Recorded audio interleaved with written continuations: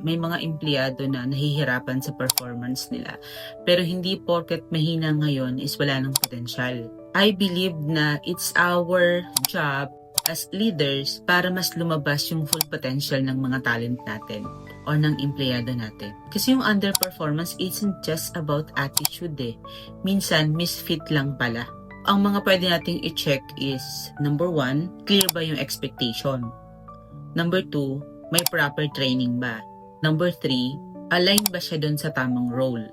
Kaya dapat pag nag-hire tayo, fit siya dun sa role niya. Kung meron talagang, kung misfit or halimbawa may kailangan tayong i-improve, ang kailangan natin gawin is, let's work on together.